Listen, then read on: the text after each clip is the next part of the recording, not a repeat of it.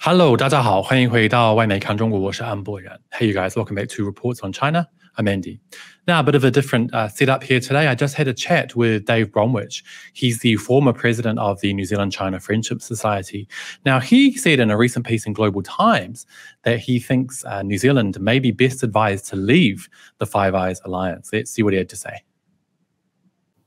Hey, Dave, thanks for coming on the show. Really good to have you here. So you suggested recently in a piece in Global Times that it might be time for New Zealand to opt out of the Five Eyes alliance, which Beijing obviously sees as a weapon that the US is trying to wield against China. So I was wondering, under what kind of circumstances do you think it would be best for New Zealand to turn, I don't know, Five Eyes into Four Eyes? Well, my understanding of Five Eyes is that it's an intelligence gathering organization with the five Anglophonic countries.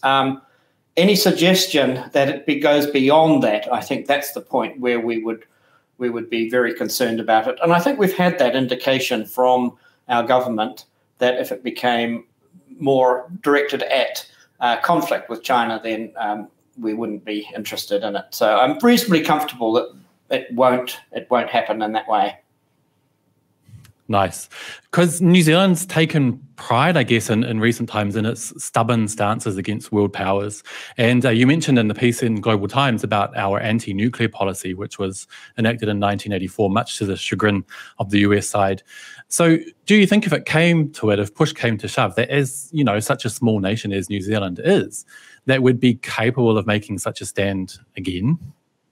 I think the New Zealand public has retained that particular event in 1984 as a state of national pride, and I'm sure that it would be a very serious offence if we moved away from that. I'm really sure that we would certainly the older people who were around at that time, although we're not so significant now, would stand up for that same independent, non-aligned streak in New Zealand. There was mention before by the US side of seeing if New Zealand might be keen to join Orcas, another body that, as you know, seems to, you know, sum up a Western hegemony today. So do you think New Zealand would consider joining that group, and do you think it would be advisable in any way? I think that group even less so, even less than staying in Five Eyes if it turned to creating conflict with China. One, the expense is just way beyond what we would consider, and I don't think there would be many people who could agree to that. And I don't think the government would seriously ever consider such a move as joining Orcas. A lot of Chinese people, I feel, really feel that New Zealand's a bit different from the others in the Five Eyes group. They feel that among the Five Eyes group, New Zealand's maybe the most fair nation. Why do you think that is, and what can we do to keep that kind of friendly streak or that friendly image going? Yes, it's interesting. I feel that we are different. I speak to a lot of Chinese and ask Chinese here in New Zealand, why did they choose New Zealand? And it is that difference in our character, I think. And very often our here he is, our friend Rewi Ali is the reason behind it. I'm trying to point to him. Yeah, Rewi Ali is actually significant in creating a very high status amongst the Chinese for New Zealand, for what we stand for, and for our openness, I think. Yes, we're a multicultural society. We've got very good experience in terms of managing our relationships in New Zealand and externally. Yeah, I agree. But, you know, as we all know, New Zealand is very culturally tied in a way to the US, to Australia, to the UK, despite many of these countries being, you know, oftentimes thousands and thousands of miles apart. So I wonder what you feel is the draw there. Why do we hold relations with the West so dear, oftentimes above relations with other parts of the world? Well, my parents are British. I was the first in my family to be born in New Zealand. But I can say quite honestly that I have a greater sense of affinity to Asia. New Zealand is a multicultural society, and we have good experience in terms of welcoming and enjoying other cultures. We're a very long way away. As a young Kiwis, we travelled overseas. We went to England, to Europe for 2-3 years.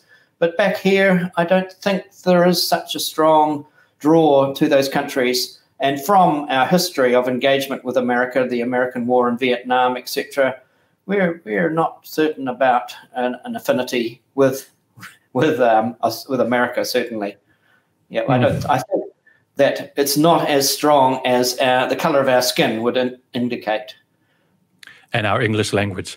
So, why do you think it's important that New Zealand develops a more neutral policy to international relations, and why is the relationship between China and New Zealand so important? Well, firstly, these years, the geopolitical tensions are increasing, and I think we're seeing that all the time. At the moment, China is just off the heat because of Putin's very recent statements, but we really don't want to be pushing for those kinds of Cold War, hot war tensions. They're not part of us, and they have no future in our world. In terms of China is it's important to us, of course, because it's our major trading partner, as it is for so many countries these days. But when you get to understand and to know China, you recognize that it's not a threat. It's not a security issue for us. And I have to say here, I keep repeating Xi Jinping's words. We're seeking a harmonious global community, and China can do that. And the records coming out of America and the other Western Alliance unipolar countries is not doing it. It's actually taking us in the opposite direction. So that's why China is important.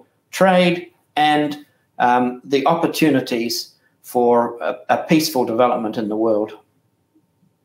Yeah, I think it's definitely quite evident to a lot of people and more people that China is really moving towards a more harmonious world. You know, it's all about mutual benefit, mutual communication, which is really good to see.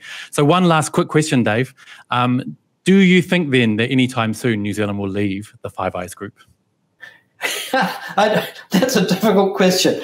It could go either way. I think if the pressure continues to create conflict through the Five Eyes Alliance, I would say so, yes. But if they just let it be and they just keep passing on their intelligence and secrets and so on, then I think probably we'll stay there. But I think there is a concern here, and that is I can see there is a lot of pressure on the New Zealand government, and we are the smallest of all the Five Eyes Alliance members. There's a lot of pressure, and it's difficult to resist. And I think at the moment the government's trying to walk a tightrope between the two, but it wouldn't take too much to tip it, I think. Dave Bromwich, thank you so much. Thank you. Well, really interesting discussion there. What do you guys think? Do you think New Zealand will be rushing to leave Five Eyes? And do you think it's advisable? Let me know what you think down below, as always. And don't forget to hit like, subscribe, and I will see you guys next time. Bye-bye.